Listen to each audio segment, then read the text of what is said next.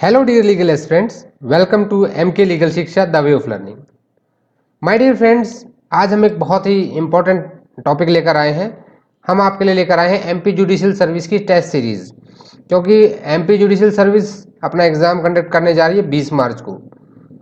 तो exam is going to conduct in the next month, so we have a very little much time, so we will discuss the test series and it will help you out. In these videos we will discuss the previous year papers which of the MP judiciary. तो इससे पहले कि हम आगे बढ़ें, आप मेरे channel को सब्सक्राइब जरूर कर लें और साथ ही बेल आइकन को प्रेस करें ताकि कोई भी टेस्ट सीरीज आपसे मिस ना हो।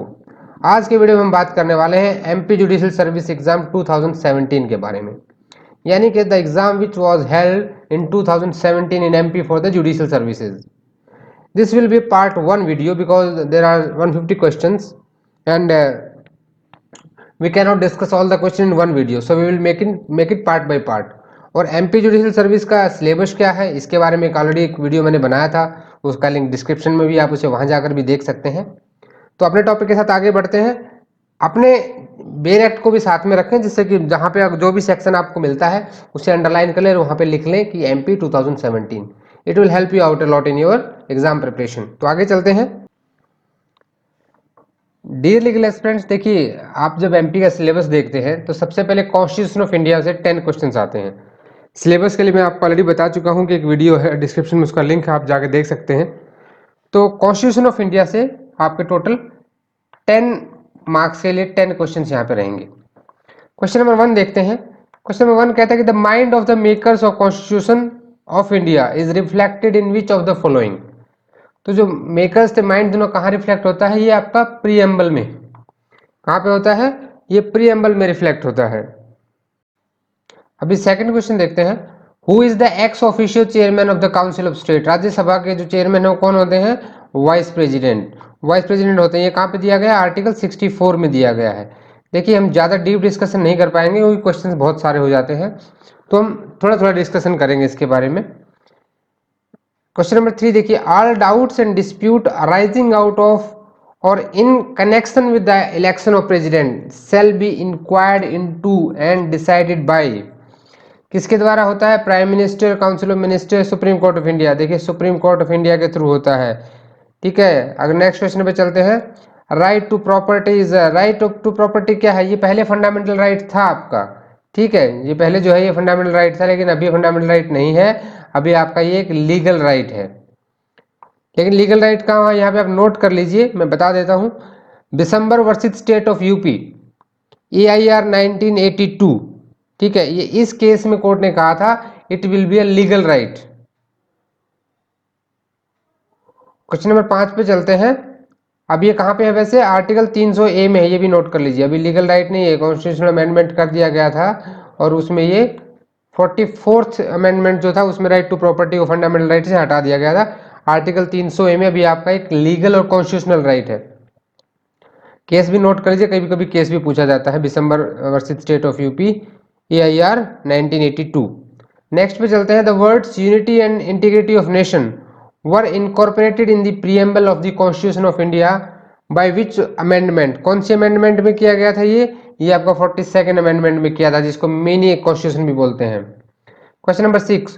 Who administer the oath to the president. President को ओथ कौन एडमिनिस्टर करता है? कौन करता है? Chief justice of India. बिल्कुल पहला ही इसका answer, chief justice of India उनको दिलाते हैं। ये चीज कहाँ पे दी गई है? यार जब आर्टिकल 60 आप पढ़ेंगे तो आपको ये चीज का आंसर मिल जाएगा। मैं सिर्फ सेक्शन बता रहा हूँ, इनको आप डायरेक्ट से जाके थोड़ा रिवाइज कर सकते हैं। Money bill can be originated. Money bill कहाँ पे ला सकते हैं आप? देखिए, मनी बिल सिर्फ और सिर्फ आपका लोकसभा में लाया जा सकता है। ये बात कहाँ लिखी गई है?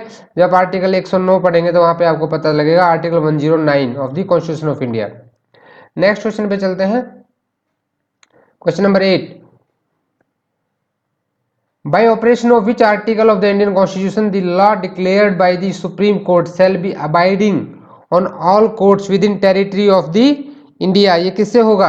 आर्टिकल 141 आपका यहाँ पे आंसर रहेगा कि भाई सुप्रीम कोर्ट के दिया डिक्लेयर किया हुआ लॉ जो है वो क्या है? सब पे बाइंडिंग रहेगा। क्वेश्चन नंबर 9 देखते हैं। Who shall preside the joint sitting of both house of parliament. जब ज्वाइंट सीटिंग होती है तो कौन प्रिजाइड करता है उसको? तो कौन प्रिजाइड करता है उसको? उसको करता है speaker of the house of people.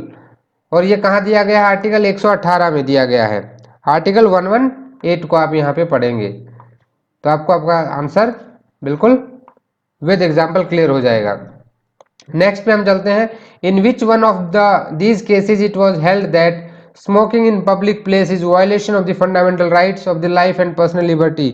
ये चीज कहाँ पे दी गई थी? ये Murli S Deora versus union of India में दी गई थी। ठीक है कि भाई पब्लिक प्लेस में राइट टू लाइफ के लिए एक रिट थी कि भाई राइट टू लाइफ है ये भी। किसी की लाइफ को भाई आप क्या ब्रीथ नहीं कर पाओगे? Right to breathe in a good air, it is a fundamental right. अभी देखिए यहाँ तक हमने 10 क्वेश्चन कर लिए हैं और आई होप यहाँ देखिए आपको कोशिश करनी है कि कॉन्स्टिट्यूशन में से आप 10 में से 10 मार्क्स लेकर आए, क्योंकि एमपी का जो मेरिट लिस्ट है थोड़ा हाई जाता है कट ऑफ, तो आपको ज़्यादा मेहनत करनी पड़ेगी। अभी चलते हैं सिविल प्रोसीजर कोड 1908 पे। सीपीसी, सीपीसी के सारे वीडियोस के एक अलग प्लेलिस्ट है मेरे चैनल पे, आप वहाँ जाकर देख सकते हैं। मैं सभी टॉपिक्स को बहुत अच्छे से सिंपल लैंग्वेज में, हिंदी और English in both languages I have tried to explain the topics. अगर आपको कोई और भी नया टॉपिक चाहिए तो मुझे कमेंट करके बता सकते हैं। और क्वेश्चन से रिलेटेड भी अगर आपको कोई डाउट है, कुछ भी है, तो मुझे टॉपिक करके मुझे कमेंट करके जरूर बताएं। अभी चलते हैं क्वेश्चन नंबर 11। तो सीपीसी से कितने क्वेश्चन आते हैं?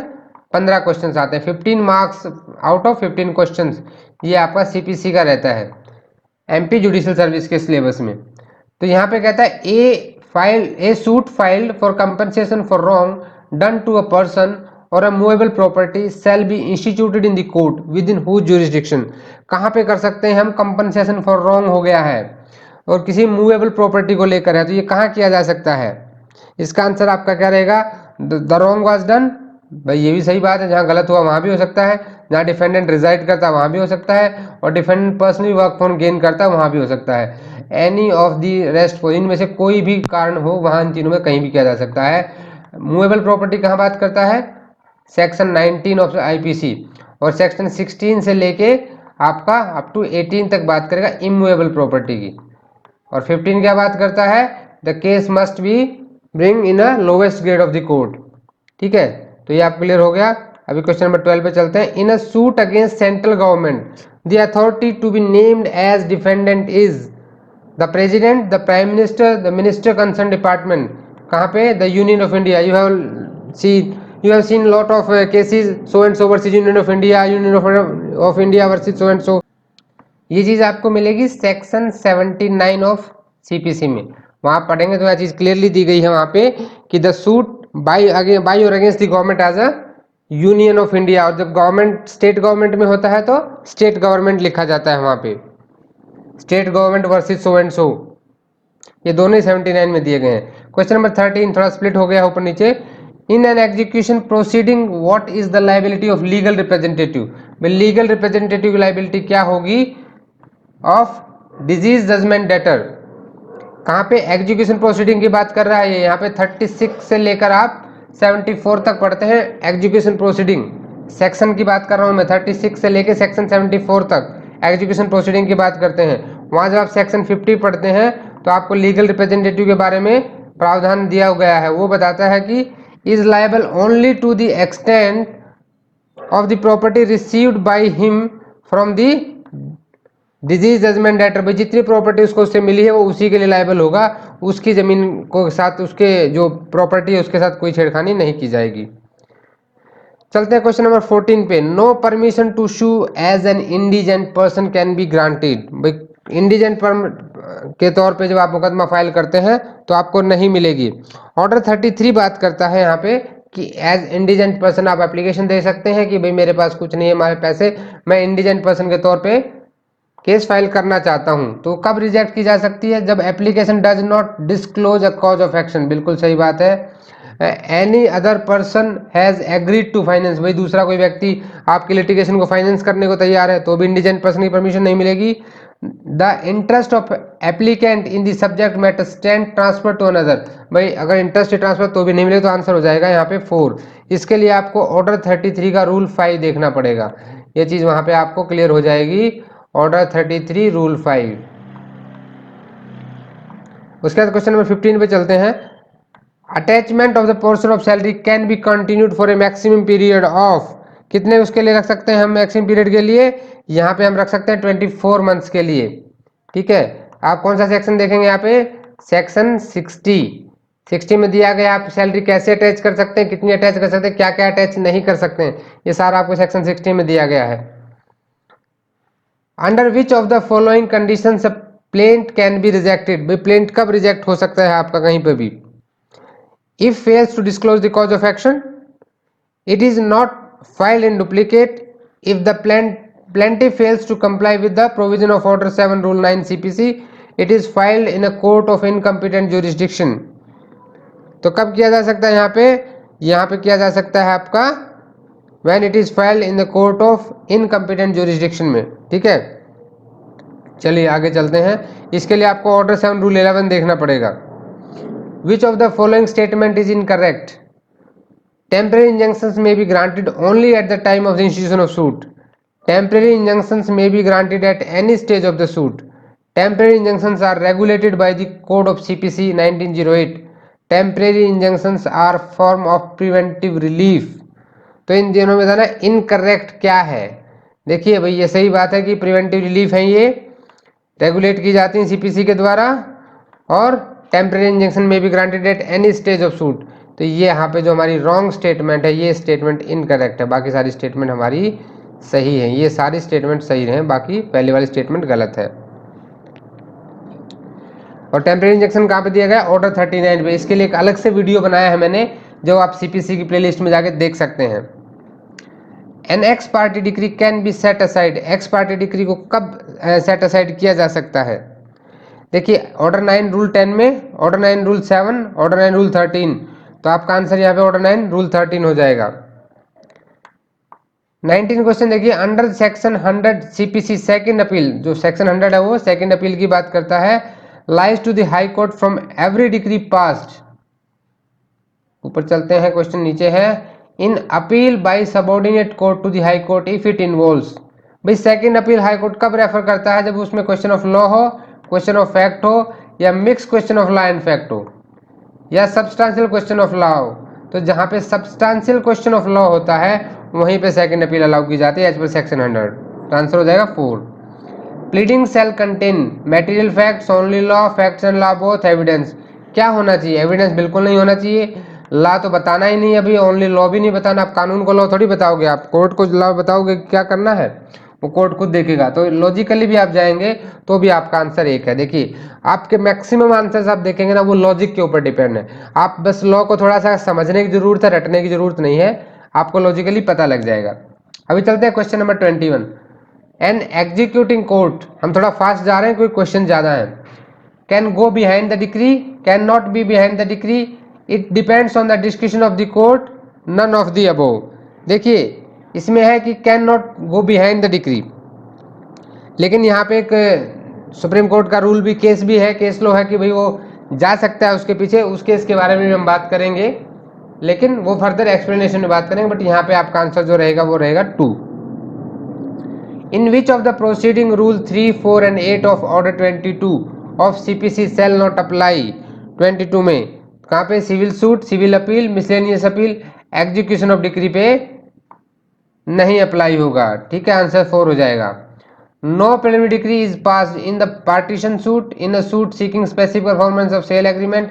देखिए प्रिलिमिनरी डिक्री क्या होती है, when further there is something left to decide in the case, proceedings बच जाती हैं उसके बाद भी, तो भाई पार्टीशन में बचती हैं, पहले डिसाइड किया जाता है शेयर, उसके बाद किसका कौन सा शेयर है ये डिसाइड किया जाता है।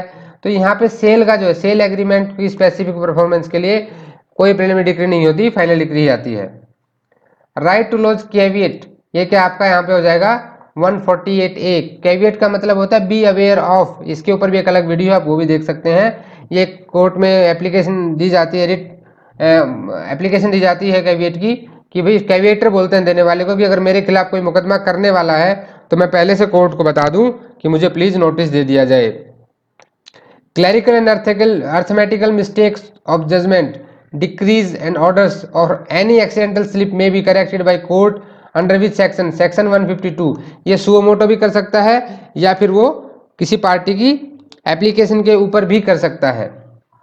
तो यहाँ तक आपने देखा टोटल 15 क्वेश्चन सीपीसी के। देखिए सीपीसी से कोई बहुत ज़्यादा डिफिकल्ट क्वेश्चन नहीं आते हैं, तो सीपीसी से भी आपको काफ़ी चीज़ें क्लियर हो गई होंगी।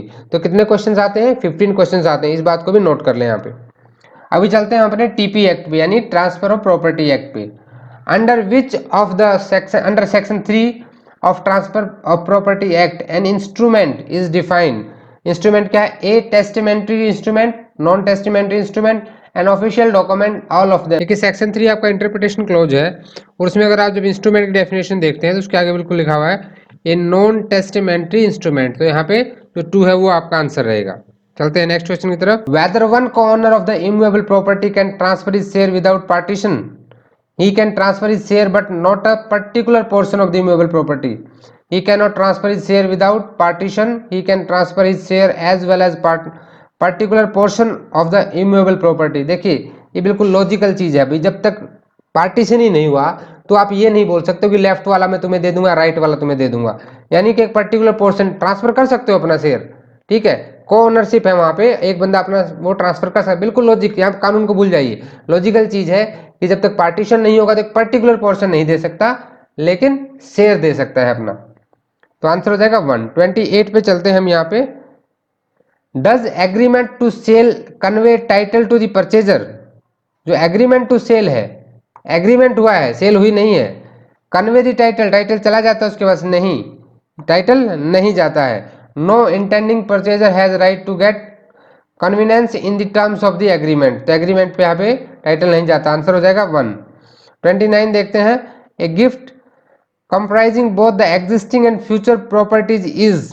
जो गिफ्ट है भाई वो एग्जिस्टिंग के लिए भी और फ्यूचर के लिए भी। void as the first part only, void as to the second part only, void as both the parts, not void at all। ऐसा नहीं है। फर्स्ट पार्ट आपका क्या है? एग्जिस्टिंग प्रॉपर्टी, सेकंड पार्ट है फ्यूचर प्रॉपर्टी। तो भाई एग्जिस्टिंग को तो कर सकते हो आप, लेकिन इसको नहीं कर सकते। ये कहाँ दिया गया है? टीपी एक्ट का सेक्शन 124, आप उसको पढ़िए, आपको पता लग जाएगा कि second part void as to the second part only, या 2 will be your answer। now go to the next question। whether a Hindu person can gift his immovable property orally। क्या कोई हिंदू व्यक्ति अपनी प्रॉपर्टी को ओरली गिफ्ट कर सकता है किसी को? तो देखिए यहाँ पे क्या है, yes if possession is delivered, no it is upon the description of the donee. नहीं, यहाँ पे नो रहेगा। क्यों रहेगा नो? जो जब टीपी एक्ट में आप वहीं पे गिफ्ट जब पढ़ते हो, आप चैप्टर 7 ट्रांसफर प्रॉपर्टी एक्ट का, वहां पे आप सेक्शन 123 पढ़ के देखना, आपका डाउट क्लियर हो जाएगा। 31 who may sue for the redemption. Redemption के लिए कौन सू कर सकता है यहाँ पे? ये क्वेश्चन नंबर 31 है। तो आपका आंसर यहाँ पे क्या हो जाएगा? आंसर हो जाएगा 1 आपका, द मॉर्टगेगर। इसको आप चाहें तो सेक्शन 16 पढ़ सकते हैं। मैं ज़्यादा एक्सप्लेन इसलिए नहीं कर रहा हूँ, सो दैट आपके अंदर भी क्यूरियोसिटी होनी चाहिए। आप इन सेक्शंस को जो मैं बता रहा हूँ इनको डायरेक्ट में जाएं, पढ़ें, अच्छा डिटेल में पढ़ें, तो आपको एक क्वेश्चन के साथ कई सारी चीज़ें क्लियर होंगी। अभी चलते हैं क्वेश्चन नंबर 32 के ऊपर। By which of these modes an actionable claim can be transferred. जो एक्शनेबल क्लेम है वो ट्रांसफर हो सकता है by registered instrument, by an execution of instrument in writing signed by the transferor, by an instrument attested by 2 witness, by all of them। तो कैसे हो सकता है आपका? भाई जहां पे ट्रांसफर ने साइन कर दिया राइटिंग में एग्जीक्यूशन के साथ, वहां पे आप कर सकते हो। इसके लिए आपको पढ़ना पड़ेगा section 130 of transfer of property act. तो यहां तक आपने क्वेश्चन पढ़े किसके? टीपी एक्ट के। टीपी एक्ट से कितने क्वेश्चन आए हमारे? 1 2 3 4 5 6 एंड 7 8 7 टोटल 7 क्वेश्चंस आते हैं इससे आपके, ठीक है। तो 7 क्वेश्चंस में से आपको देखिए यहाँ पे एटलीस्ट 6 मार्क्स तो मिनिमम लेकर आने ही आने, यहाँ से छोड़ना नहीं है कोई भी क्वेश्चन हमें। नेक्स्ट हम चलते हैं कॉन्ट्रैक्ट एक्ट के। Contract by the minor is, देखिए यहाँ पे वैसे आंसर पता लग गया कि वाइड होगा। 33 का आंसर वाइड हो जाएगा भाई। Contract by the minor is a wide contract. चलिए तो सीधी सी बात, सिंपल लॉजिकल चीज थी, इसमें कुछ नहीं था। 34 पे चलते हैं। In which case fraud is committed by silence. भाई साइलेंस में फ्रॉड कहाँ किया जा सकता है? ए ने क्या कुछ कंडीशंस दी हैं यहाँ पे। A did not disclose B at the time of selling his car that he had stolen the car. A did not tell B at the time of selling wheat about its quality. A did not let B know that the price of gold is likely to fall at the time of selling gold to him. A did not reveal B at the time of sale that the new edition of the book has been published. देखिए यहाँ पे जो सबसे ज़्यादा आपको इन और odd का कभी कभी फार्मूला यूज करना चाहिए। यहाँ पे क्या उसने एक ऑफेंस किया, स्टोलन की है, थेफ्ट की है कार की, और उसके बाद आपको बेच रहा, तो आपका आंसर यहाँ पे ए हो जाएगा। ये थेफ्ट से रिलेटेड नहीं है, बट यहाँ पे जो साइलेंस में फ्रॉड है वो आपका केस नंबर 1 में हो जाएगा। चलिए क्वेश्चन नंबर 35 पे चलते हैं। An agreement to sale of goodwill for a specific area to which the purchaser is agreed upon. तो यहाँ पे क्या हो जाएगा आपका आंसर, वॉइड, वॉइडेबल, वैलिड। ये वैलिड हो जाएगा। अभी कैसे वैलिड हो जाएगा, इसके लिए आप सेक्शन 27 खोल के देखिए, आपको आइडिया मिल जाएगा कि क्यों वैलिड हो जाएगा। अगर मैं यहाँ सारे सेक्शन भी एक्सप्लेन करने लगूंगा थोड़ा वीडियो लंबा हो जाएगा, और दूसरा क्या, फिर आप डायरेक्ट नहीं पढ़ेंगे। जब आपके अंदर मैं यहाँ लिखता हूँ कोई सेक्शन, तो आपके अंदर क्यूरियोसिटी बनेगी और आप डायरेक्ट खोलेंगे, जिससे आपका प्रिपरेशन और भी अच्छा होगा। 36 में चलते हैं। Contract is void if it is caused by fraud, it is caused by corrosion, it's consideration is unlawful, all of these. ठीक है, तो यहाँ पे क्या हो जाएगा, मेरे हिसाब से इसका आंसर रहना चाहिए ये। ठीक है, तीसरा आपका आंसर रहेगा यहाँ पे, क्योंकि आप सेक्शन 23 में जब पढ़ते हो, जब आपका अनलॉफुल होता है कंसिडरेशन, तो वहां पे आपका कॉन्ट्रैक्ट जो है वॉइड हो जाता है। A contract is not void if it is made. Contract void नहीं होता है इफ इट इज मेड। कैसे बनाया जाता है ये, यहाँ पे देखिए, in restraint of the marriage of a person not being minor, in restraint of any trade if the goodwill of trade is not sold, by way of wager to pay a time barred debt. तो contract को void कब नहीं माना जाता है, to pay a time barred date. ठीक है, इसका आंसर आपका हो जाएगा 4 हो जाएगा यहाँ पे। ठीक है, इसके लिए भी अगर आप चाहें तो पढ़ सकते हैं सेक्शन 25 में आपका ये डाउट क्यों इसका आंसर ये है। You just go through the section 25 of the contract act. जो मैं सेक्शन लिख रहा हूँ वो एक्ट वाइज है। जैसे अभी हम किसके क्वेश्चन कर रहे हैं, कॉन्ट्रैक्ट एक्ट के क्वेश्चन कर रहे हैं, और इसे टोटल 8 क्वेश्चंस आएंगे हमारे, ये भी ध्यान रखें। सिलेबस के हिसाब से टोटल 8 क्वेश्चंस आने हैं। A employs B to beat C and agrees to indemnify him against all the consequences of the act। भाई तुम उसको पीटो, मैं देख लूंगा। B thereupon beats C and B is sued damages by C। What is the correct in given options? तो दिए गए options में करेक्ट क्या होगा, A is liable to indemnify B for those damages, only A is liable to C to pay those damages, A is not liable to indemnify B for those damages। तो ए नहीं होगा भाई, तुम्हें ऐसे थोड़ी है तुम उसके कहने पे कुछ भी गलत काम कर दोगे। तो आंसर हो जाएगा 3 आपका यहाँ पे। कॉन्ट्रैक्ट ऑफ इंडेमनिटी कहाँ दिया गया है, ये 39 क्वेश्चन में कहाँ पे दिया गया है, ये section 124 of Indian contract act, contract of indemnity की बात करता है। Now come to the question number 40। The provision which provides for the compensation for loss or damage caused by breach of contract is provided. जो provision है compensation for loss or damage caused by the breach of the contract, ये कहाँ पे दिए गए हैं, section 51 में, 63, 73, 125। तो आंसर हो जाएगा हमारा यहाँ पे 73 दिए गए हैं। तो यहाँ तक हमने अपना कॉन्ट्रैक्ट कर लिया और टोटल 8 मार्क्स हमने ले लिए हैं यहाँ पे। ठीक है, तो इसको आपको अच्छे से पढ़ना है, यहाँ से आपके 8 मार्क्स आएंगे कॉन्ट्रैक्ट से। उसके बाद आता है स्पेसिफिक रिलीफ एक्ट 1963, जिसको हिंदी में क्या बोलते हैं, विनिर्दिष्ट अनुतोष अधिनियम। यहाँ से टोटल 6 क्वेश्चन आते हैं। ठीक है, यहाँ से कितने क्वेश्चन आएंगे, टोटल 6 क्वेश्चन आपके आएंगे।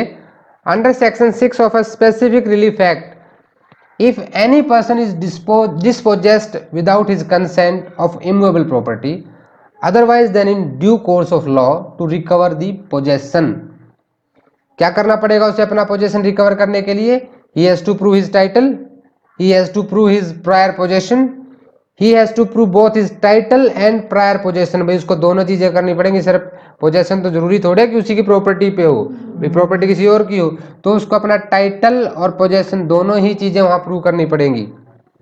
ठीक है, इसके लिए आप पढ़ सकते हैं section 6 of SR act, section 6 specific relief act का ये सेक्शन है, क्वेश्चन नहीं है। ठीक है, अभी चलते हैं 42 पे। In order to succeed in suit for specific performance of a contract for sale the plaintiff has to aver and prove that, क्या करना पड़ेगा यहाँ पे आपको, देखिए it's very simple, his readiness and willingness to perform the contract, ये उसको prove करना पड़ेगा।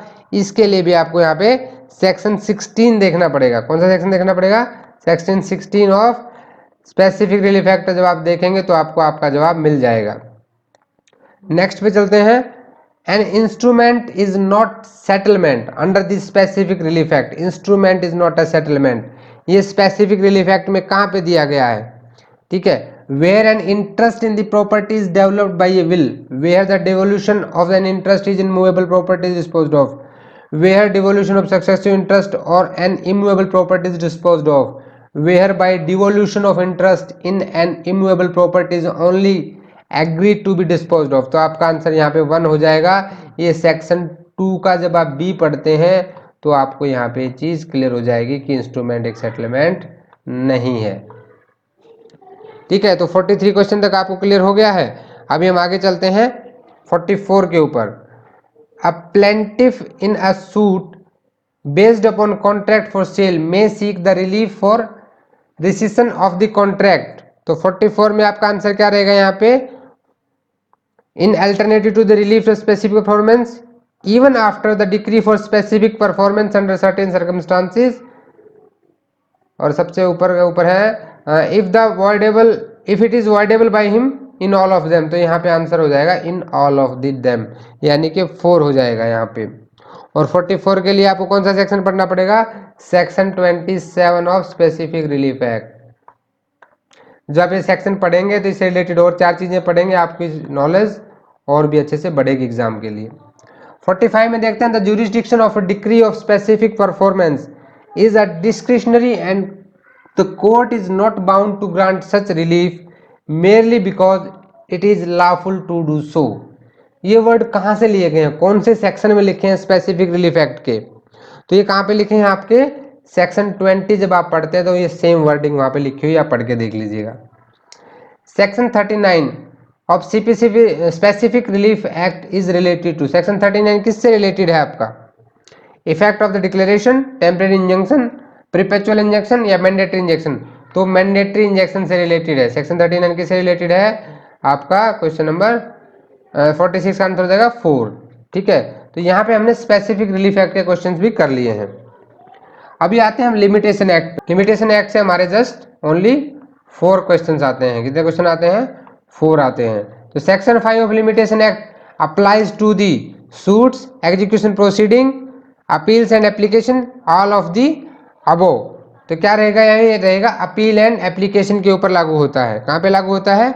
अपील एंड एप्लीकेशन के ऊपर लागू होता है। चलिए आगे वाला देखते हैं।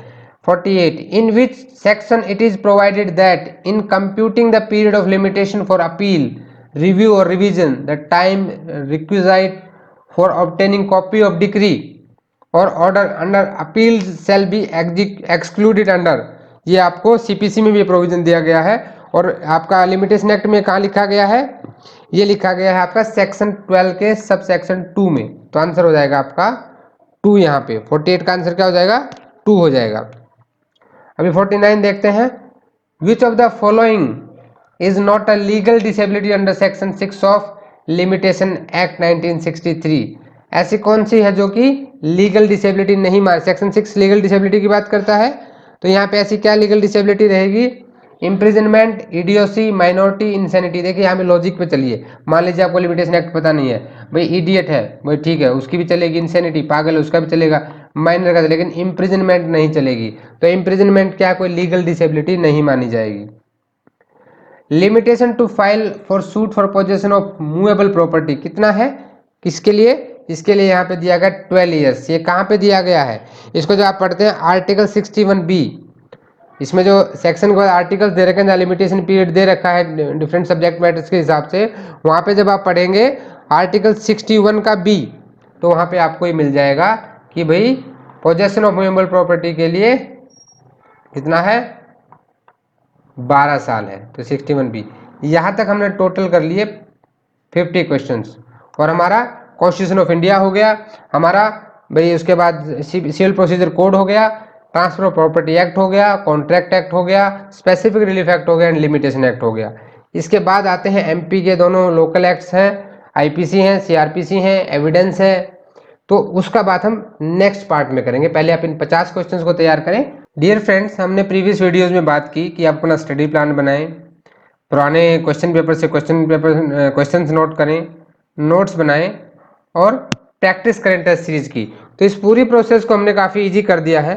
आपके लिए हम प्रीवियस ईयर के क्वेश्चन पेपर्स ला रहे हैं, ठीक है। आपको नोट्स हैं वो भी हम लोग पीडीएफ में अवेलेबल करा देंगे। इसके लिए आप हमारा टेलीग्राम चैनल एक वहाँ पे ज्वाइन कर सकते हैं, उसका लिंक डिस्क्रिप्शन में दिया गया है। वहाँ पे हम लोग नोट्स शेयर करते रहते हैं। हमारा पर्पज़ क्या है कि सभी लीगल एस्पिरेंट्स आपस में मिलकर तैयारी करें और सभी लोग जुडिशियल अफसर बने। तो प्रैक्टिस टेस्ट सीरीज को का कोई भी वीडियो मिस ना करें। Thanks for watching this video. Channel को सब्सक्राइब जरूर कर लें। आप हमसे अलग अलग प्लेटफॉर्म पर भी जुड़ सकते हैं। वीडियोस को लाइक कर दें, शेयर कर दें और हमसे अलग अलग प्लेटफॉर्म पर जुड़ने के लिए अगर आपके कोई भी डाउट्स है आप हमें मेल कर सकते हैं mklegal6@gmail.com, ये हमारा मेल आईडी है। और हमारा एक टेलीग्राम चैनल है जहाँ पे हम काफ़ी चीज़ें आपस में शेयर करते हैं। काफ़ी जुडिशियल एस्पिरेंट्स वहाँ पे जुड़े हुए हैं, तो आप उस चैनल को भी ज्वाइन कर सकते हैं, जिससे आपको अलग अलग इन्फॉर्मेशन मिलती रहेगी। और इस टेस्ट सीरीज का कोई भी वीडियो मिस ना करें। एमपी जुडिशियल सर्विस आपका टारगेट होना चाहिए। 20 मार्च को एग्जाम होने वाला है, तो उससे पहले आपको टेस्ट सीरीज बहुत अच्छे से करनी है। तो जुड़े रहिए एमके लीगल शिक्षा के साथ। मिलते हैं नए वीडियो में, तब तक के लिए जय हिंद।